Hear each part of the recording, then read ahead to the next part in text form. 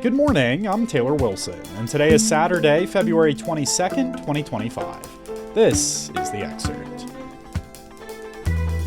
Today, Trump has shaken up major leadership positions at the Pentagon, plus how ICE and police are targeting Florida panhandle towns with traffic stops, and Trump clashes with a governor over a threat to withhold federal funds from states that allow transgender athletes to play in girls' and women's sports.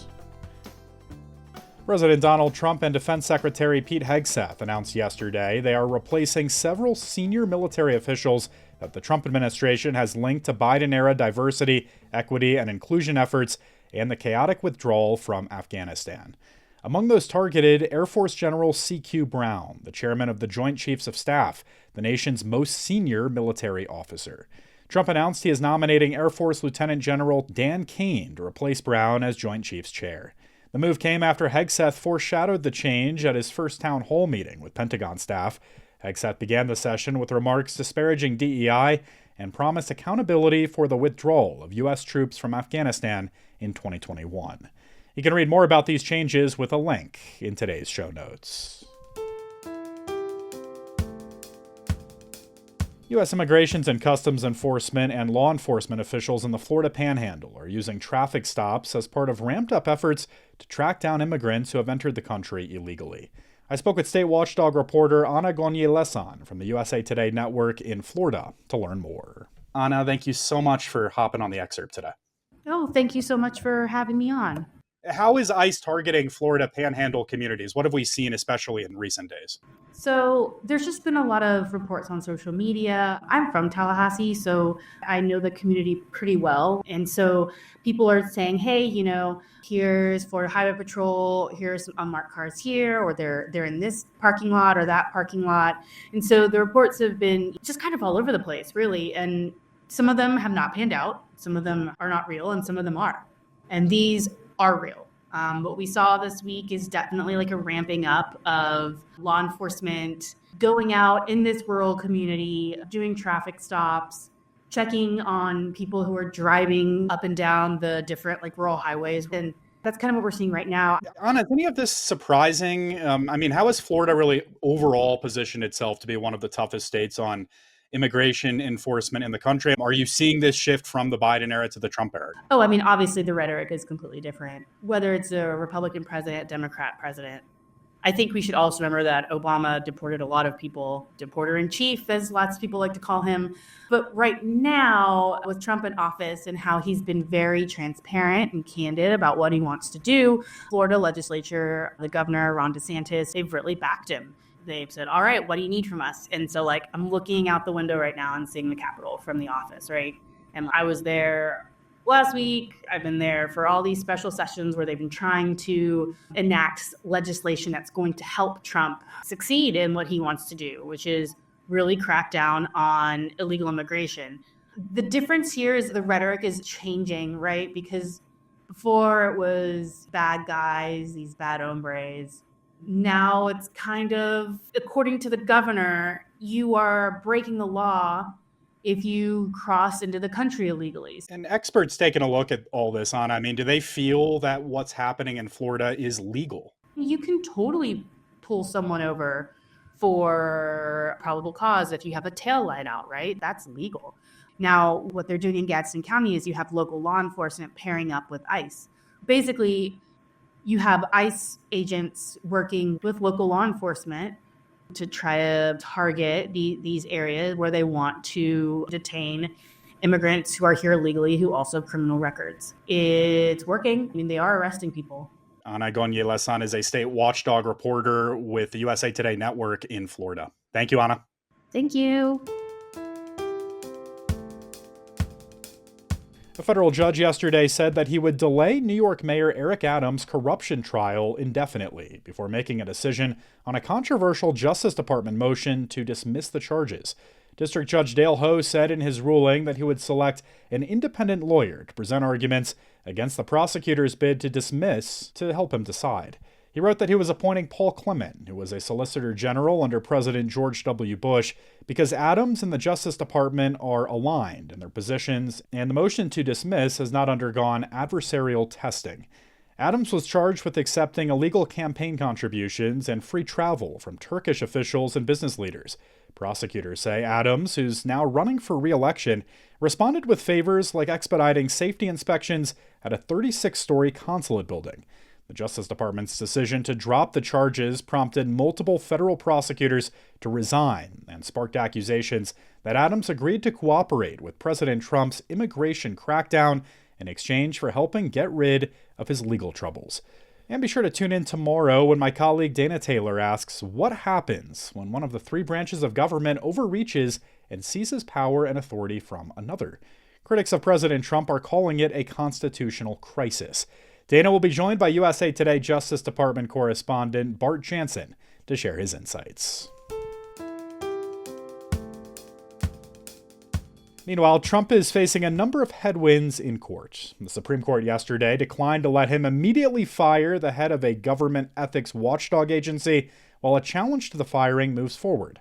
That marked the first time the High Court weighed in on the dozens of lawsuits challenging the slew of actions Trump has taken in his first weeks in office, as he tries to reshape the government and consolidate power. And elsewhere, a federal judge in Maryland temporarily blocked Trump from implementing bans on diversity, equity, and inclusion programs at federal agencies and businesses that contract with the federal government. Trump and Maine Governor Janet Mills clashed yesterday at the White House over the president's threat to withhold federal funds from states that allow transgender athletes to play in girls' and women's sports. You better comply, because otherwise you're not getting any federal funding. See you in court. Every state, good, I'll see you in court. I look forward to that. That should be a real easy one. Speaking to the National Governors Association, Trump singled out Mills while talking about his executive order signed this month banning transgender women from women's sports. Trump has put schools and states on notice that they could lose federal funding if they don't follow it. The Maine Principals Association, which oversees high school sports in Maine, has said it will not comply with Trump's order because it conflicts with state anti-discrimination laws protecting transgender people. I turn now to our weekly edition of Editor's Note, where we take you behind the scenes to hear directly from our editors on how they're covering the news. This week, we're speaking with politics and Washington managing editor Holly Rosenkrantz. Hello again, Holly. Hi, how are you? Good. Thanks for hopping on this week's edition of Editor's Note. So I want to start, Holly, with your team's coverage of really an unprecedented sea change in government, beginning with the workforce. We've seen thousands of firings. And, Holly, by themselves, they're just numbers, right? And don't really tell readers much. How did you guide your team's coverage to give readers the right context to, understand the impacts, not just to the individuals, but to the agencies and the Americans who those agencies affect? We really focused on deep reporting, personal stories, and documentation wherever possible. And that's how we kind of distinguished ourselves and gave our audience stories that are accessible to them. So the day after the big firings, they all began on Friday night, the 14th. Our reporters just fanned out around the country on Saturday, trying to interview every fired worker we could, A, to collect personal stories, B, to get copies of their firing notes. And that's how we got into the whole issue of the probationary employees and who was being picked for this. C, we were trying to get numbers, how many, what the impact of those numbers are going to be, tapping our network of national sources, your sources in the agency, sources on the ground, just to put context on these stories. Holly, we've seen these loyalty tests time and time again as it pertains to President Trump, and his kind of quid pro quo deal making is even bleeding over to local and state levels. We saw one recent example with the Justice Department motion to dismiss corruption charges that were swirling around New York City Mayor Eric Adams, still are. How is your team approaching this story, seemingly at the intersection of so many different lanes, the White House, local politics, and DOJ? It is a kind of a confluence of reporters and different teams. We're really lucky. Bart Jansen was our Justice Department reporter for a long time, and now he's moved to our White House beat.